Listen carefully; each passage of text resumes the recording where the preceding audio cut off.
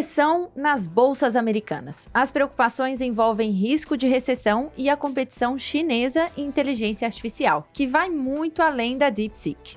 Mas será que essa queda representa uma boa oportunidade de entrada? Além de entender isso, nós vamos falar das melhores oportunidades em inteligência artificial, tanto nos Estados Unidos quanto na Ásia. Além, é claro, de trazer o nosso tradicionalíssimo Comprovende com ETFs de defesa, Alibaba e Amazon. Está começando o Empíricos Podcast, o seu podcast semanal sobre investimentos. Eu sou a Larissa Quaresma, analista de ações da Empíricos Research, e apresento este programa com João Piccioni, que é CIO da Empíricos Gestão. E aí, Jones? Tudo bom, Lari? Tô bem, e você? Eu tô bem, mas esse mercado tá incomodando, né? Tá indo contra todo o consenso que a gente tinha no final do ano passado, né? Verdade. Eu tive num almoço bastante interessante agora, uma casa bastante renomada lá de fora, e eles comentando muito sobre um shift, uma mudança de posicionamento geopolítico, e que isso vai levar, de fato, a uma mudança do caminho dos fluxos de recursos. Isso... Achei interessante o debate. Interessante e muito relevante, né? Se for o caso mesmo. Exatamente. Bom, hoje nós contamos com a presença super especial do Matheus Spies para ajudar a gente a analisar esse cenário internacional, nosso analista político e de macroeconomia. Seja bem-vindo, Matheus. Obrigado pelo convite, Lari. Nós é que agradecemos a presença e também contamos com Enzo Pacheco, nosso analista de ações internacionais, para falar um pouco dessa IA, o que esperar e oportunidades. Seja bem-vindo. Fala, Larissa. Fala, João. Prazer estar aqui no programa. E eu posso fazer um convite para quem está nos assistindo? Deve ter um link aqui debaixo da tela, né? Debaixo do nosso vídeo. O convite para quem está assistindo a gente agora para conhecer o IA Cash, né? Que vai ser a nossa carteira exclusiva Empíricos voltada à inteligência artificial. Então a gente vai montar uma carteirinha ali, ações, criptos, tentando se posicionar nessa tecnologia que todo mundo tem falado, né? Nos últimos dias, de maneira um pouco mais negativa, se a gente pensar do lado americano. Mas eu acho que a gente ainda vai falar por muito tempo sobre IA. Então, talvez a gente possa ter aí uma boa oportunidade de compra, né, para os investidores que não têm posição ainda nesse segmento. Então, fica o convite, clica aqui embaixo na tela para conhecer mais sobre IA Cash. Muito bem, Enzo Pacheco. Bom, vamos lá falar um pouco dessa correção das bolsas americanas, né? O Trump tem tido uma condução bem errática aí na parte de tarifação. Ele vai e volta, faz uma ameaça, depois volta atrás, depois fala que não vai mais voltar atrás. Enfim, toda essa forma dele se movimentar no xadrez tem gerado uma incerteza grande nos agentes econômicos, nos consumidores e nos investidores, né? De certa forma, desacelerando a economia, e os indicadores econômicos, né, principalmente o mercado de trabalho, já mostram um arrefecimento. Até a previsão do Fed de Atlanta para o PIB do primeiro TRI é de uma contração de cerca de mais de 2% no primeiro trimestre. Então, muita gente tem especulado aí sobre essa possibilidade de uma recessão nos Estados Unidos. Matheus, eu queria saber a sua leitura sobre isso. O que está acontecendo na atividade? Olha, o que a gente observou ao longo das últimas semanas foi um conjunto de fatores que acabaram prejudicando as expectativas dos agentes financeiros. Em grande parte, essa volatilidade de comunicação do Donald Trump é culpada, né, não só pela pressão sobre os preços ativos, mas também por essa deterioração nas expectativas dos investidores. Você citou o Fed de Atlanta. O Fed de Atlanta é interessante. Ele apontou ali, de fato, por uma queda de produto por um período. Havia um erro na contabilização do dado em si, né, na questão de entrada e saída de ouro, que estava sendo contado errado. Na verdade, o dado era 0,4% de alta. É uma desaceleração, sem dúvida, né, mas ainda não era tão agressiva. Sem falar que esse dado, especificamente, ele acaba sendo construído ao longo do tempo, né? Ele vai sendo adicionados dados, muitos deles de alta frequência, e daí você vai contabilizando, e no final, muitas vezes, quando chega muito perto da apresentação do dado, ele é bem fidedigno, porque já tem todos os dados ali inseridos, né? Mas, de fato, você nota, né, não só nele, mas em outros vetores, uma possível, né, desaceleração da atividade americana, que vem de bons anos de crescimento. Parte desse crescimento, claro, por gasto público, né? E, consequentemente, você tem não só a comunicação de Donald Trump, que é muito errática, em especial na questão comercial, não só geopolítica, mas comercial com outros players, inclusive aliados.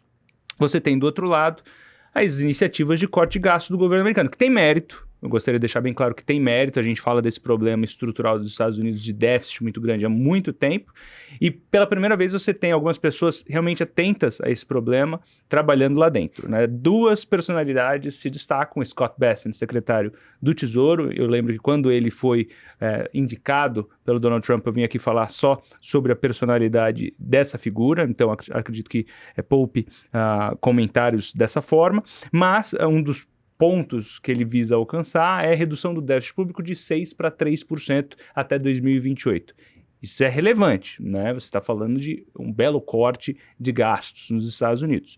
E você tem também o Elon Musk com o Departamento de Eficiência Governamental, que procura não só cortar despesas que ele considera esdrúxulas. Até agora, pelos dados oficiais deles, né, tem muita gente questionando se os dados são verdadeiros aqui ou não, né, não vou entrar nesse mérito, mas até aqui já foram cortados mais de 100 bilhões de dólares, né?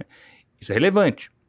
Se o Doge continuar nessa trajetória, pode sim cortar 200 bilhões, né, pode chegar a cortar, não sei, eu falei bilhões, né, 200 bilhões, 600 bilhões, de dólares, num cenário ainda mais, né, construtivo para corte, né?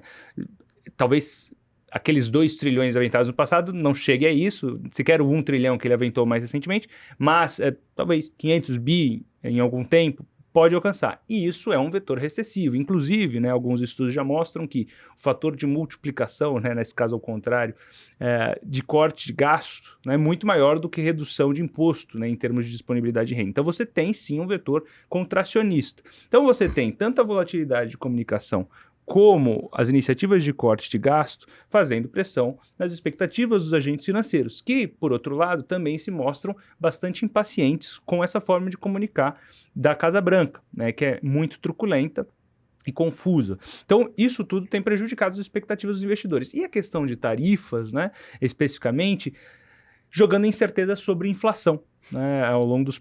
Isso vai bater ainda, né? Assim, a gente já teve dados de inflação, mas ainda não entrou em vigor as tarifas, né? A gente começou a ver tarifas mais relevantes entrando em vigor só agora, nessa semana. Antes a gente estava vendo só para a China, né, de maneira efetiva. E as outras que ele tinha ameaçado, ele estava postergando. Agora a gente está vendo de maneira efetiva.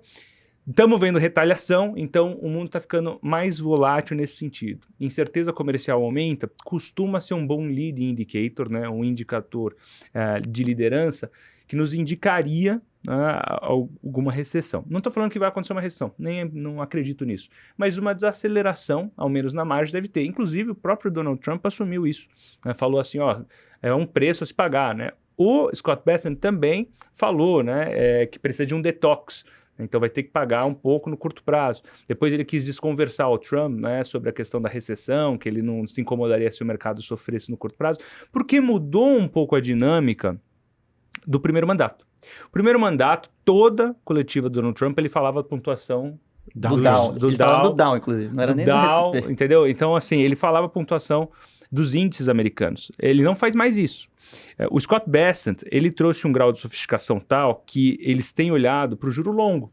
Isso é muito importante. A quem me dera no Brasil a gente tivesse, claro que aqui se repercute, mas alguém com essa atenção, né? Então você tem aqui também a possibilidade, e eu só acredito nessa possibilidade, tá até conversando, o João estava falando sobre esse tema, tem bastante gente falando de uma possibilidade na qual essa volatilidade possa ser proposital no sentido de reduzir os yields da curva, né? E você rolar essa dívida que está para vencer, porque nos próximos 6 meses você tem 7 trilhões de dívida americana para ser rolada, né? Você rolar essa dívida a juros mais baixos.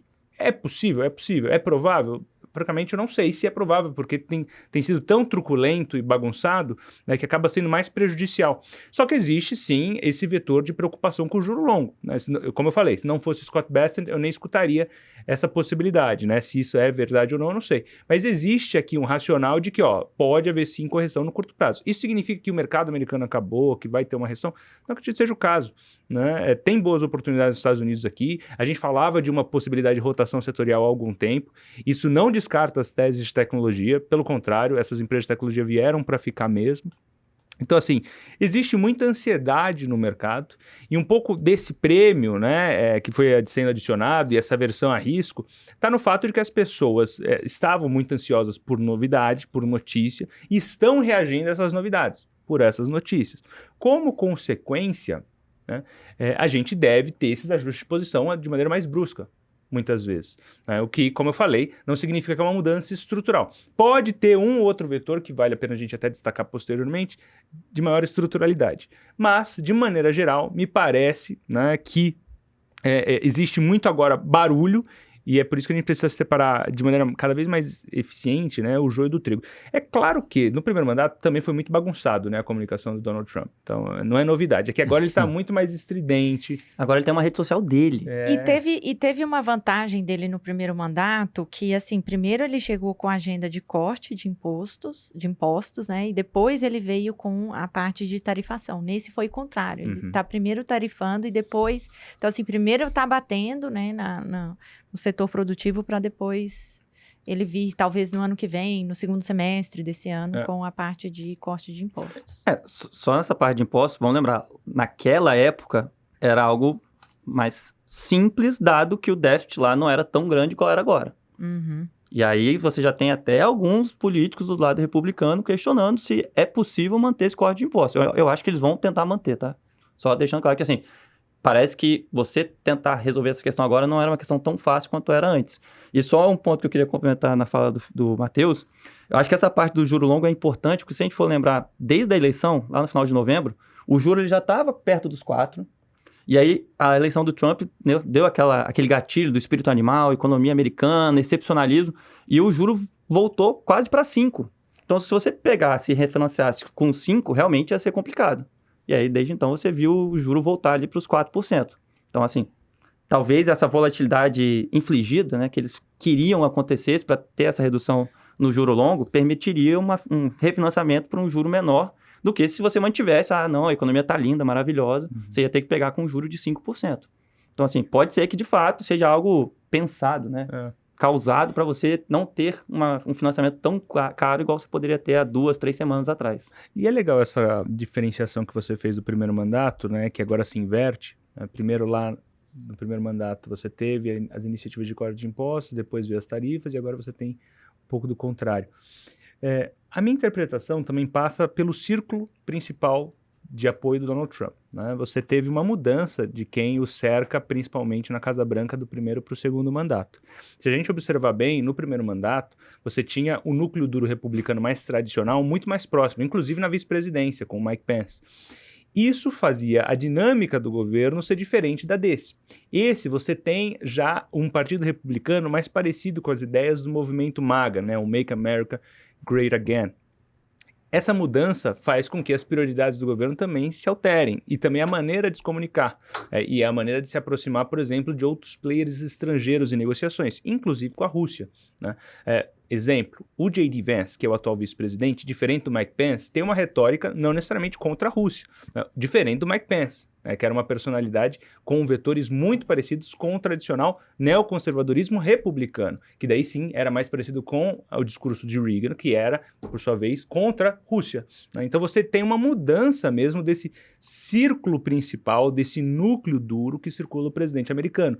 Muda a retórica, muda as prioridades, né? Tem vantagens e desvantagens para esse tipo de coisa. A gente tem visto agora muito problema derivado disso, em especial por conta dessa comunicação truncada, né?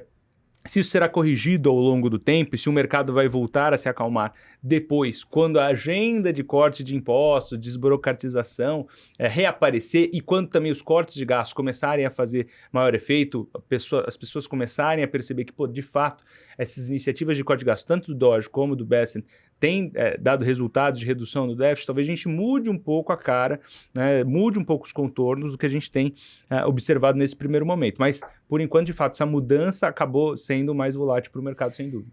Além da preocupação com recessão, a gente tem, como gatilho aí para essa correção, o fato de ter mais competição chinesa, né, especificamente em inteligência artificial, e dessa vez foi a Manus AI, né, que foi chamada aí da segunda DeepSeek, ou segundo momento DeepSeek, que seria, né, uma versão evoluída do DeepSeek, uma inteligência artificial que consegue executar várias tarefas ao mesmo tempo, de forma autônoma, né? Um agente de IA, né? Um agente, ele faz as tarefas para o usuário. Exatamente. Sem a necessidade de ter prompt, sem a necessidade de supervisão humana, enfim, aquela guiada que a gente precisa dar no chat GPT, né?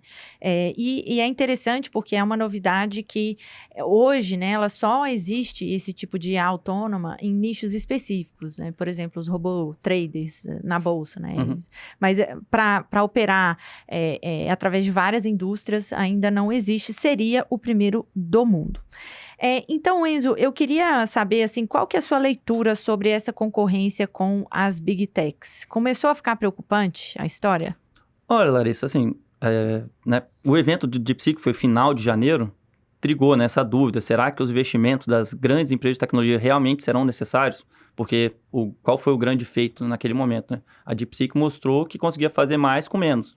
Acho que isso tem um quê também como é que a gente fala? Tipo, o sapo não pula por boniteza, ele pula por necessidade. O chinês, ele não tinha acesso aos chips mais avançados, então ele tinha que tentar tirar o máximo daqueles chips que ele conseguia ter acesso.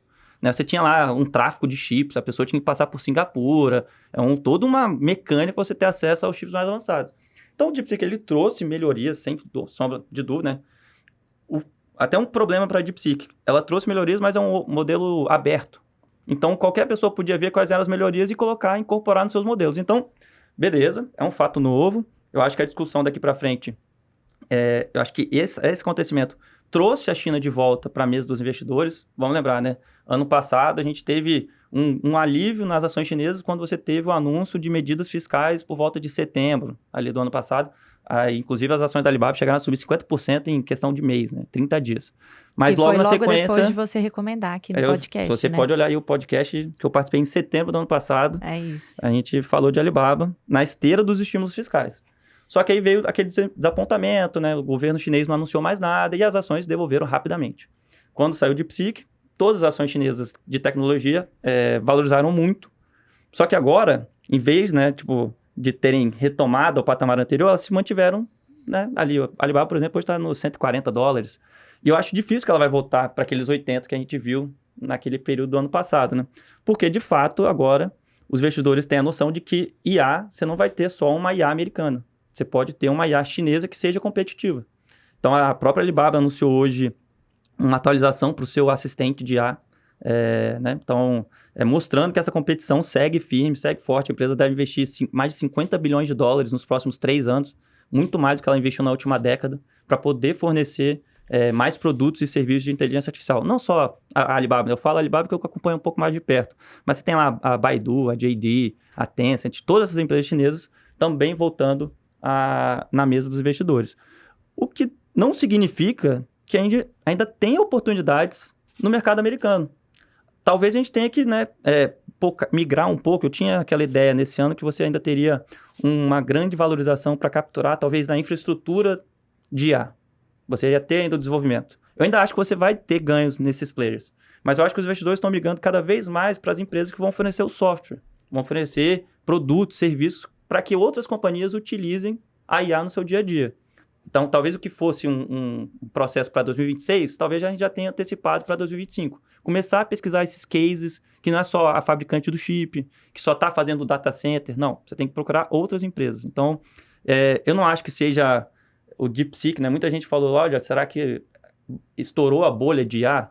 Não. Eu acho que a gente só teve um processo natural de melhoria de desenvolvimento.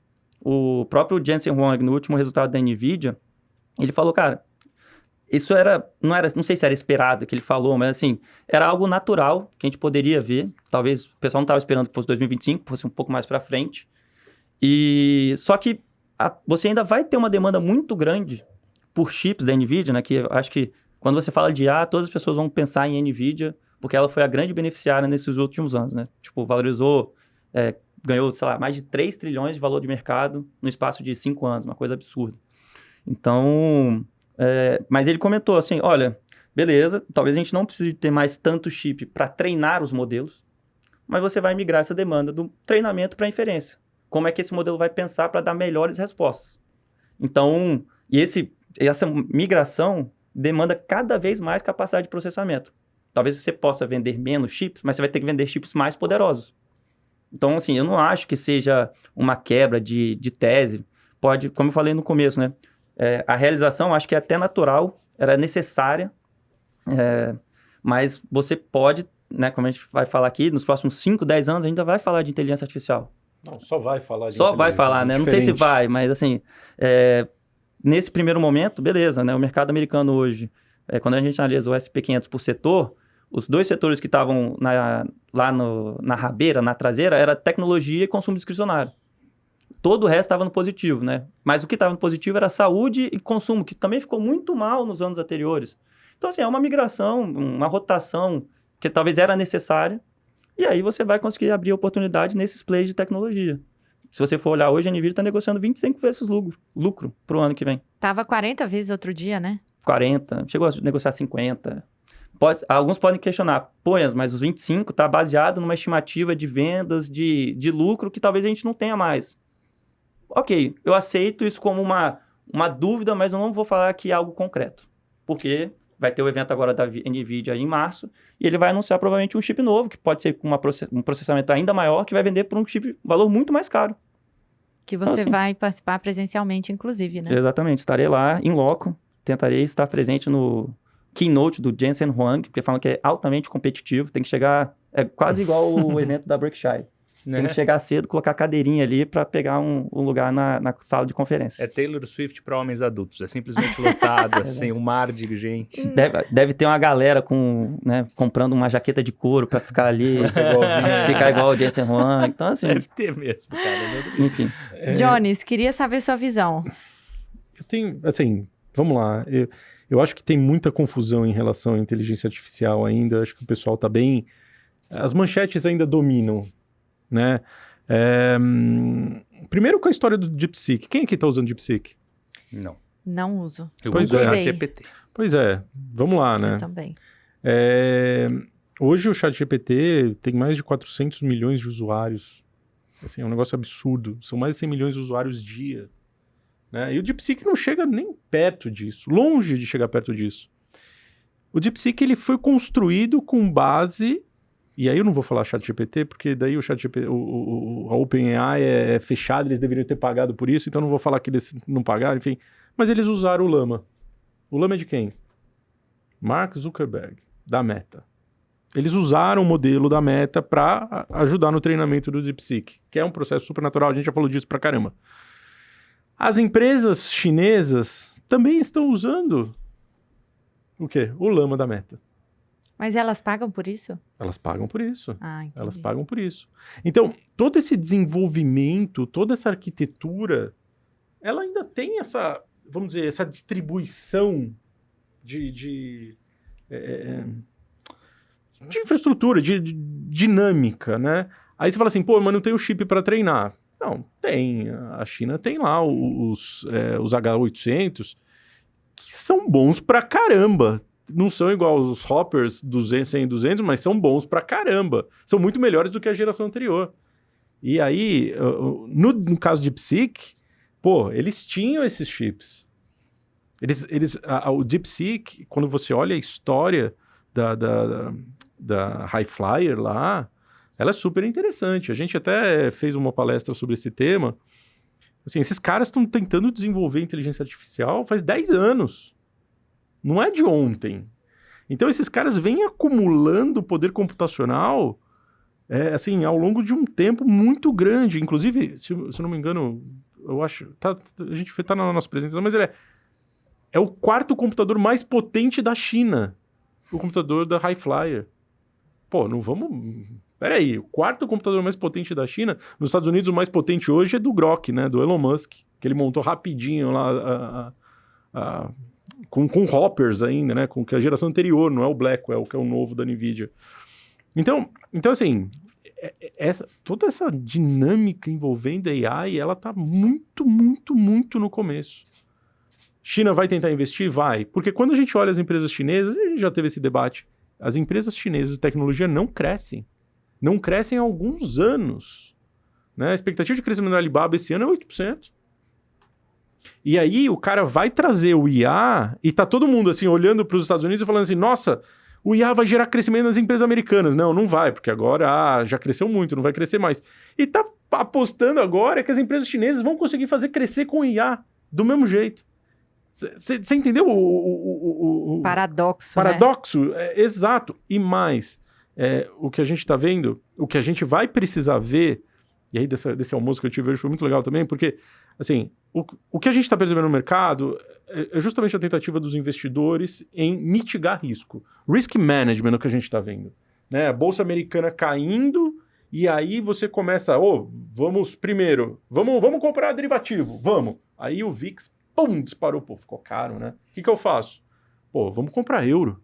Vamos dar dinheiro para a Alemanha, porque a Alemanha agora vai ter um pacote fiscal lá, vai abrir uma boca de jacaré gigante para a gente investir e, enfim, ter retorno.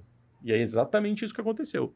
Se vocês pegarem o fluxo de recursos para os ETFs alemães, ETFs europeus nessas últimas semanas, assim, avançou absurdamente. Dinheiro foi. Para onde mais?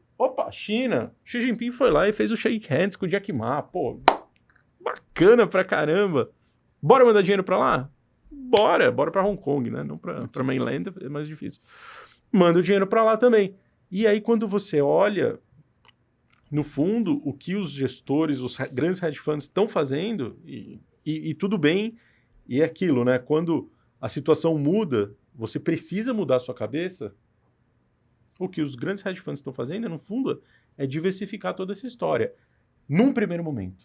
Eu quero ver o segundo momento, que é regulação na Europa em relação à inteligência artificial. Essa boca de jacaré da Alemanha, e aqui eu deixo a pergunta, né, porque eu não sei. Essa boca de jacaré da Alemanha, ela vai proporcionar realmente investimento em coisas que vão crescer nos próximos anos? Ou que vai ser só aquele boom e acabou? Vai ter investimento em inteligência artificial na Alemanha? Vai ter data center? Vai ter chip da NVIDIA?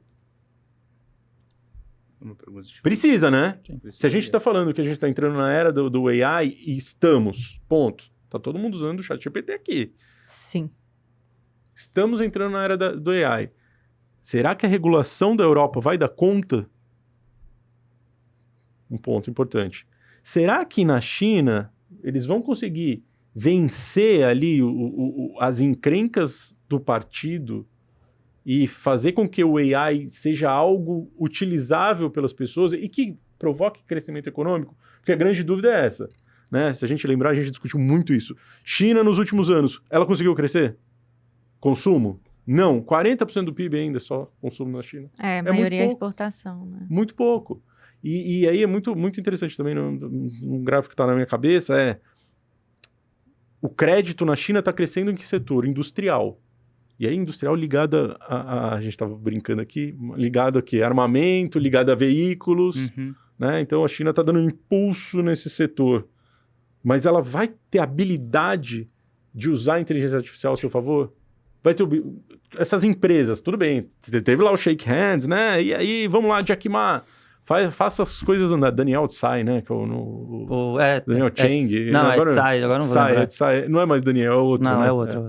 Que é o CEO da Alibaba. Dao Tsai, alguma coisa Dao assim. Tsai, isso. E, enfim, eles vão conseguir fazer isso virar negócio? Essa é a primeira pergunta que a gente tem que fazer depois de passar desse momento mais estressante aqui. A segunda pergunta é, dado que a Europa vai ter mais dificuldade em aprovar a regulação em relação à inteligência artificial, em relação a vários mecanismos ali de crescimento, se ela tiver um atrito muito grande com o Trump, a Europa vai se aliar à China? Não parece que vai ser algo que vai acontecer. Isso também é importante, porque, se o Trump brigar muito com a Europa, então tudo que é IA americano, de repente, não vai parar na Europa. Mas eles vão topar ter os chips da Huawei instalados lá para fazer o novo data center para funcionar a inteligência artificial na Europa? Essa é a segunda pergunta que a gente tem que fazer. Mesma coisa em relação ao resto do mundo. A Índia vai topar o data center da Huawei? Eu não sei. Tá? Pode ser que sim. Se o Xi Jinping for inteligente, capaz e bom negociador daqui para frente, pode ser que a China ganhe realmente um espaço de verdade. Mas pode ser que não. Então, eu só tomaria um pouco de cuidado e acho que o movimento de migração para essas outras regiões, e aí o Brasil se inclui nessa ali pelo cantinho, né? Por outro, simplesmente pela dispersão de recursos ao longo. Eu só não coloco minha mão no fogo que isso tem longo prazo. Acho que vai depender muito do que o Scott Bessent fizer, acho que depende muito do que o Trump fizer. Porque se esses caras acertarem a economia americana, por mais que seja desse jeito, todo atabalhoado, mas chegarem no final do ano e conseguirem trazer esses juros para baixo da casa dos 4%, eu acho que a gente vai ter a maior arrancada que a gente já viu em tecnologia nos últimos anos. Eu concordo com você que é cedo para afirmar se é um trend, se é o início de uma inversão de ciclo, né, para essas outras regiões, ou se realmente é só um ajuste técnico aí, né? Agora, Enzo, você comentou que Bolsa Americana abre sim oportunidades, que foi saudável a correção e que agora está mais barato. Mas arma na cabeça, investindo em inteligência artificial, se você tivesse que escolher, Estados Unidos ou China? Ainda ficaria com os Estados Unidos, né? Eu acho que todo o regulatório que o João comentou aqui, eu acho que seria mais favorável ao investidor. Se eu tivesse que escolher um ou outro, mas ainda bem que nessa vida a gente não precisa escolher um ou outro, né? Então, você tem oportunidades, Estados Unidos você tem oportunidade China. Eu acho que nesse momento agora, China pode estar com um vento mais favorável. E aí, de novo, né? Levantando aqui o que o João comentou.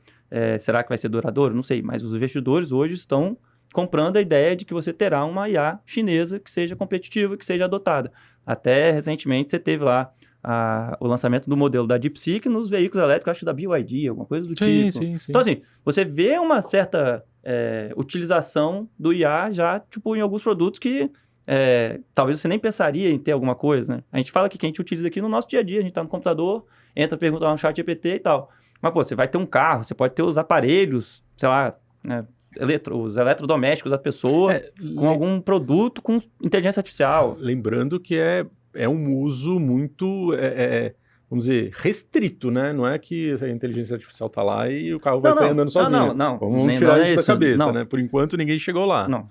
É que eu só... Assim, a gente vê anúncios nesse sentido. Então, obviamente, o Elon Musk tá lá com o xAI tentando fazer a inteligência artificial para poder, né, alimentar os seus carros e conseguir fazer a frota de veículos autônomos. Eu tô falando só que você já tem algumas coisas que saem do mercado chinês que já, né, aparentemente você pensaria que, vai ver primeiro os Estados Unidos e depois você vai ter na China e tal. Então é só porque momentaneamente você está vendo essa migração. Mas se eu for pensar, cara, eu tenho que ter uma carteira de IA para minha vida e eu só posso escolher um país, obviamente eu vou escolher os Estados Unidos. Perfeito. Né? Então, para fechar o nosso bate-papo aqui, antes... Diga. Lembrando que se a gente voltar para a ordem anterior, o IA que vai ser dominante é Estados Unidos, e aí eu tô super com o Enzo. Né? Eu acho que isso é muito importante. Assim, a Microsoft tem 50% das suas receitas provenientes da Europa. Vamos ter isso na cabeça. Super importante. A Alphabet não deve ser 50, mas deve ser, sei lá, uns 30, 35. Sim. Né? Vamos ter um pouco isso. É importante ter isso na cabeça, né, gente? Assim, inclusive, essa alta do euro é accretive, né? Adiciona valor para a Microsoft no longo prazo. Uhum. Muito bem. Boa observação. Bom, para a gente fechar agora assim nosso bate-papo antes de entrar no Comprovende, Matheus, na sua visão, como que a geopolítica pode influenciar nessa migração de capital, né? A gente tem aí um Donald Trump que se alinhou à Rússia, né, para procurar um acordo para o fim da guerra na Ucrânia, deixou de lado a Europa, né, rompendo, de certa forma, uma aliança histórica. Enfim, tem muita coisa acontecendo com esse pacote de defesa da Alemanha. Como que você acha que isso pode influenciar os fluxos de capital? Teve um podcast agora com os nossos amigos aqui do Market Makers, que o professor Roque, né, que é especialista em geopolítica, esteve aqui conosco, eu fui convidado a participar e um dos temas que a gente tratou foi justamente dessa nova dinâmica que está acontecendo no mundo, né? Diferente da que a gente viveu, grosso modo, em especial depois da queda do Muro de Berlim, mas também, se a gente pegar numa janela mais restrita, né, durante o governo Biden, né? Uma dinâmica bem diferente, é um giro 180 graus de algumas posições americanas, não de todas, mas de algumas certamente. E o que a gente tem observado, o João comentou aqui, diversas iniciativas de investimento militar. Né? Então você tem uma corrida armamentista acontecendo, uma nova corrida, eu não sei qual vai ser o desfecho disso. Da última vez que a gente teve uma corrida armamentista tão grande, o mundo estava dividido em blocos, não deu muito certo. Exatamente. Quando o mundo se tornou multipolar com uma corrida armamentista, não foi muito legal, né? Era o começo do século passado, vocês devem saber o que aconteceu posteriormente. E o desenho também é estranho, né? Com as alianças militares, atritos entre aliados, curioso. Propenso. Então, sim, de fato, né, o que a gente tem observado dois movimentos. Primeiro, essa corrida armamentista, né, aí tem alguns vetores que capturam isso, não só a indústria de defesa per se, né, mas a indústria de tecnologia associada a ela, a indústria de logística associada a ela, e quando a gente fala de segurança, né, a gente não fala só de segurança militar mesmo, a gente está falando de segurança alimentar, a gente está falando de segurança energética, etc. Tem esse ponto. E tem uma segunda derivada, que é onde você está exposto, né? Então, já foi mencionado aqui, né, um rally, eu não sei se de curto ou de longo prazo, mas que existe alguma substância de ativos chineses que ficaram para trás, ativos europeus que ficaram para trás, inclusive com a correção recente das empresas de tecnologia, se a gente pegar numa janela de um pouco mais de 2 anos, bancos europeus sobem mais que as Magnificent Seven. Isso é uma coisa muito interessante de se acompanhar, né? O desempenho. Banco italiano. Lembra do Monte del Paschi? Monte del Paschi, nossa. esse é lendário. E daí você começa a ter uma nova realidade. Como a Europa vai conseguir alocar esse recurso, ou se é que vai conseguir alocar esse recurso da maneira que ela pretende, diante das regulações e burocracias que ela mesma inventou e se impôs, ou se é que ela vai conseguir levantar esse dinheiro para conseguir investir, é francamente uma dúvida, mas me parece que a direção é essa. E não só ela, outros players ao redor do mundo também estão falando. E eu estou falando aqui de uma coisa mais soft, não estou falando... Porque tem outros países que já estão falando de investimento mais profundo em tecnologia nuclear, né? Então você tem exemplos, Coreia do Sul, e outros que não têm arma nuclear, mas já estão olhando, falando assim, pô, se vocês não vão me abandonar, se ninguém vai me proteger, eu vou ter que me proteger de algum jeito. E é essa dinâmica mais isolacionista que faz esse tipo de coisa. Então, sem dúvida, né, geopolítica, por algum tempo, né, ela foi descartada por boa parte dos investidores como um vetor específico de alocação. Ao longo dos últimos anos, isso mudou. Então, assim, se a gente pegar nos últimos 10 anos, isso vem mudando, e é uma tendência que veio para ficar. Ela vai se aprofundar, sem dúvida, na minha concepção. Sem dúvida. Então, mesmo se for tematicamente, ter um pedacinho da carteira em teses que possam vir se beneficiar de tendências geopolíticas, talvez me parece interessante. Já que você falou disso, então eu já vou logo falar aí do nosso ETF, dos nossos ETFs de defesa, né? Eu acho que estão ganhando popularidade aí nesse ano com esse pacote da Alemanha, com o acirramento das tensões geopolíticas. Então eu queria te perguntar primeiro se você compra ou vende ETFs de defesa e se sim, qual? Eu compro, disclaimer, eu tenho investimentos minha carteira de investimentos possui ETFs do setor de defesa e não necessariamente só produção bélica, tá, pessoal? Assim, qualquer coisa que seja relacionado com o setor aeroespacial e de defesa entram nesses ETFs, né? Então, feito esse disclaimer, eu compro, né? Eu sei que é mais polêmico, as pessoas não gostam, assim, é um negócio que não é muito bem visto, né? Mas ainda assim, acho que do ponto de vista temático, entendendo que existe uma tendência muito clara aqui, acredito que parte da carteira possa ser dedicada a ela. Não precisa ser muito, até mesmo porque tem algumas iniciativas desses ETFs, e daí você pode pegar em regiões, né? Tem 2 ETFs que eu acompanho bastante, eu estava conversando com o João sobre isso, né? Tem um que ele é mais pulverizado e focado em empresas americanas, tem outro que ele é mais concentrado e focado em empresas não só europeias, tá? Você tem overlap, inclusive de teses entre os 2 ETFs, você tem ETF que está investindo em coisa do outro, mas é mais concentrado e mais associado à tese de investimentos europeus, né? Então, quais são, né? É o da Global X, Shield, né? Então SHLD, e tem o da Europa, né? EUAD, né? Então esses 2 veículos, né? Lembrando, é uma tese polêmica, temática, saiba que você não pode estar unilateralmente investindo nesse tipo de coisa, mas eu interpreto que, considerando o ambiente atual, a gente precisa ter um pedaço da nossa carteira dedicado a essas teses, né? Responsavelmente, sempre. Enzo Pacheco, comprovente. Eu faço parte desse povo que acha que é polêmico. Eu sou puritano. Não, brincadeiras à parte, assim, sei lá, eu sinceramente eu fico muito com o pé atrás com essa temática.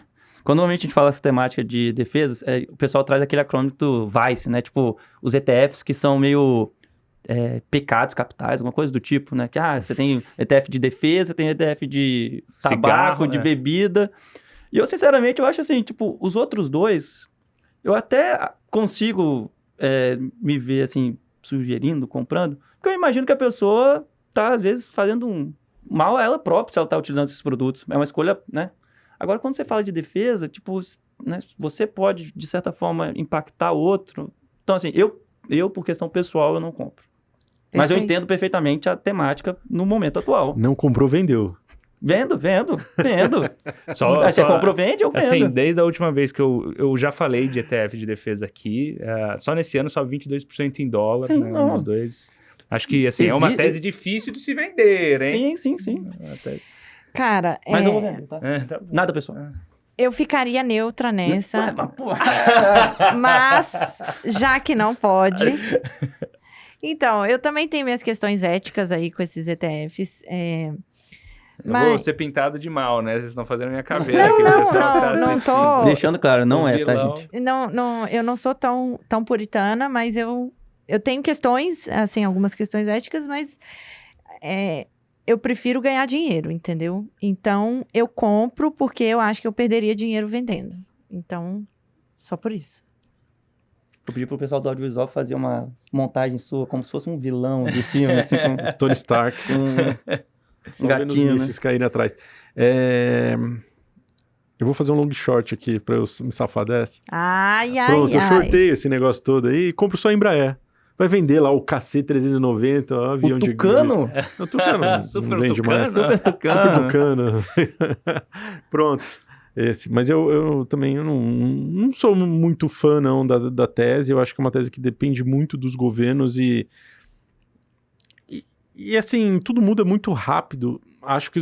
Bom, vamos ver o que... Para mim, eu tenho na cabeça, assim, o que o Trump vai fazer em relação aos gastos associados ao setor militar ainda é uma incógnita.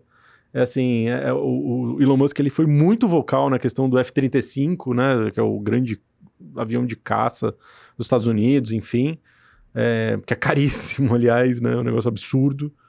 E talvez, assim, uma das formas dos Estados Unidos, se nada der certo para os Estados Unidos em relação às ideias, né, além dessas que a gente falou aqui do Trump, querer engendrar, de repente, uma derrubada do 10 anos... Se de repente eles tentarem fazer o tal do acordo do Mar-a-Lago, que a gente pode deixar para um próximo podcast para falar sobre eu isso. Acho que tem que deixar. Porque... não dá para falar agora. Talvez uma saída seja, ok, então, Alemanha, gasta o seu dinheiro aí, eu vou economizar o meu dinheiro aqui. E sai cortando esses contratos bilionários com as empresas de defesa americanas. Faz sentido. É um caminho. E do outro lado, na Alemanha... acho que eles vão gastar, mas eles têm uma coisa importante para fazer. Eles precisam montar a infraestrutura de IA. Eles precisam recuperar o setor de energia. Eles precisam religar as usinas nucleares. Isso aí. Precisa voltar a funcionar. Então, assim, será que eles vão gastar tanto com armamento pesado? Tanto que o pacote, ele dá essa flexibilidade. Ele fala em defesa, mas ele fala em infraestrutura também, né? É isso. Então... E a tentativa do Merz é que ele aprove esse pacote até... daqui a 2 semanas, 20 dias. Antes da posse do próximo Antes da posse. Para ele justamente conseguir fechar um acordo com o Partido Verde, que vai perder espaço no parlamento alemão, mas ele quer fechar antes para ter todo mundo do seu lado. Então, me parece que é menos sobre armamento e mais sobre infra.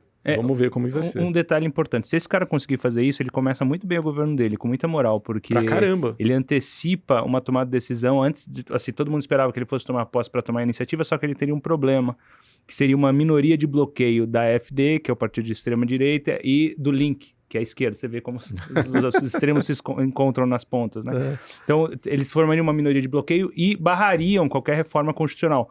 Ele precisa mudar a Constituição alemã para fazer essas alterações de spending cap, né, que você tem dentro da Alemanha, né? Você tem um debt brake, né, um freio de dívida, ele quer flexibilizar alguns pontos, criar um fundo, precisa de recursos para isso. Então, o que ele está fazendo? Ele está antecipando, antes do próximo parlamento, que seria o que ele faria dele, primeiro-ministro, tomar posse, ele está falando, não, vamos aproveitar os votos que a gente tem na CDU, CSU hoje, da SPD dos Verdes, aprova agora, e daí você consegue entrar no próximo governo sem precisar lidar com a minoria de bloqueio constitucional da AfD e do Link. Né? É isso aí. Muito bem. Agora, compra ou vende Alibaba, Enzo Pacheco? Eu compro. Além de todos esses fatores que a gente falou, né, do curto prazo, a gente ter ainda essa migração de recursos dos Estados Unidos para outras regiões, quando a gente olha os resultados, né, recentes da Alibaba, você consegue ver uma melhora, principalmente essa parte de computação em nuvem, né, que está os serviços de IA, ela está muito longe ainda das americanas. A Microsoft cresce seus 30% no Azure, o Google Cloud cresce também seus 30%, a Amazon, o AWS, que é o maior de todos, cresce um pouco menos, mas está lá crescendo 18%, 20%. A Alibaba no último trimestre cresceu 13%. Então, assim, é uma queda significativa. Mas se você comparar nos trimestres anteriores, ela estava crescendo 5, 6. Então, demonstra que você teve uma melhora de crescimento nessa linha de receita que os investidores veem como um dos principais vetores de crescimento. E aí, a empresa, ela também, né, quando ela comenta os números, os balanços, ela fala que foi o 6º trimestre consecutivo de alta de 3 dígitos nos produtos e serviços de IA. Então, eu acho que, assim, você tem uma coisa para tirar ainda no curto prazo em Alibaba. Essa valorização recente foi significativa, mas você ainda tem um papel negociando ali 15 vezes lucro. Me parece que ainda tem um espaço ali, né, para você ter um ganhozinho. Eu preferia quando estava lá nos 80, né, agora não voltou, mas eu acho que a tese mudou muito do que era lá nos 80 para o que é agora. Uhum. Então, eu ainda compro o Alibaba. E ela, inclusive, é investidora da Manus AI, né? Ela é parceira, né? Tá junto. Entendi. Mas sendo a Alibaba, provavelmente ela pode depois fazer um bid, né? Quem sabe? Ela tá com bastante dinheiro em caixa, então não me espantaria se a gente tivesse alguma notícia nesse sentido. Perfeito. Eu também compro. Tô com o Enzo. Você, Jones? Eu acho que mudou o case, né? Vamos lá, tem só uma coisa que ainda me preocupa, que é o crescimento. Assim, a Alibaba está negociando, sei lá, por volta dos seus 18 lucros, mais ou menos isso. 17, 18, mais ou menos isso, não é? Quando eu via antes, assim, um pouco antes, eram uns 15, mas... É que eu acho que subiu. Depois deve ter, com essa valorização, deve ter subido. E se parar para pensar, ela está negociando praticamente nos mesmos múltiplos de NVIDIA, né? Olha que coisa, mais uma coisa do paradoxo. E a NVIDIA ainda cresce, ano que vem, os seus, sei lá, 50%. 60%. Então, assim, acho que mudou, acho que agora tem um fluxo mais forte de recursos, é nítido, né? Você consegue abrir a tela e ver que tem fluxo para os ETFs chineses em especial. Então, assim, eu compro. Só um adendo, né? Quando a gente... Eu tenho a impressão, né, que esses casos de China, eu acho que tem uma semelhança um pouco com o Brasil quando a gente pensa assim, o investidor estrangeiro vem para o Brasil. E qual vai ser o primeiro caso que ele vai tentar? Ele vai tentar as grandes empresas. Uhum. Então, parece que, assim, o cara entrou ali em Alibaba. E aí, depois, se você tiver uma continuidade de crescimento, aí você vai começar a migrar esse recurso para empresas menores, ligadas à economia doméstica e tal. Então, mas ainda acho que tem gente para entrar em China. Então, acho que entraria primeiro nesses cases. Com certeza. E é interessante porque, assim, nos cases domésticos estão sendo super questionados na China. Né? Você pega lá o Mutai, lá, aquele lá da bebidinha, Sim, né? Exatamente. Parece que rolou um caso de corrupção na região lá, que se vende a bebida pra caramba e tal. É uma coisa meio geracional, as novas gerações não estão comprando. Então, tem muito questionamento rolando sobre o mercado interno chinês. É só a gente ver no PIB, né? O PIB é só 40% do todo ali é consumo. Então, eu prefiro também ficar com as empresas de tecnologia. Exatamente. Que talvez seja um canhão do governo mesmo direcionar seus recursos para lá, né? Matheus, comprovente. Acompanhei o Enzo no mercado em 5 minutos mais, comprei os argumentos dele, deu certo, tá dando certo e acho que vai continuar dando certo. Então confio nessa tese. Tem o que ele falou agora, um overshooting nessas grandes teses de China em um primeiro momento, concordo. É exatamente isso. Assim como no Brasil, por exemplo, quando o investidor gringo ele vem quem é maior, quem tem mais visibilidade, quem tem mais liquidez, depois Nubank, Petrobras, nome tradicional. Acontece o mesmo na China, acontece em todos os mercados, né? Mas assim, mercados que foram largados em um primeiro momento, como a China foi largada, acontece com mais ênfase ainda, então ainda tem mais para caminhar. Aquele mesmo gráfico que o Matheus falou de bancos europeus contra Big Tech, se você pegar, eu não lembro, mas eu acho que o nome era Chinese Dragon, contra as Big...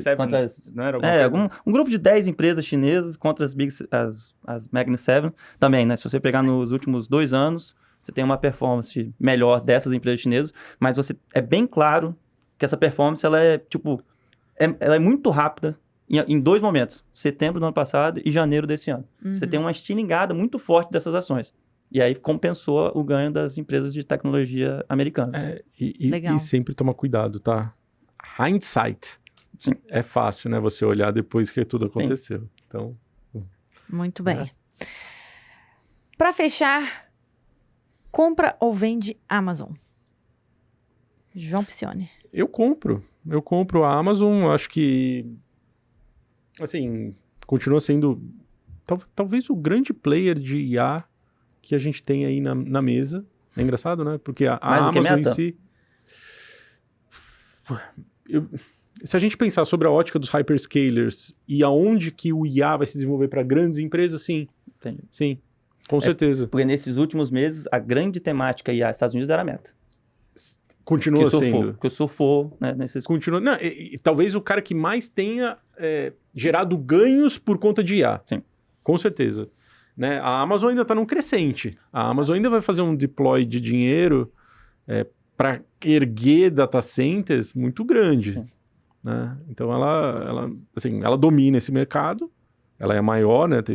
O AWS é o maior hyperscaler que tem aí em termos de oferta. Mas esses caras vão ter que, vamos dizer, botar dinheiro para trabalhar ainda bastante. Eles não estão absorvendo tudo que eles podem absorver.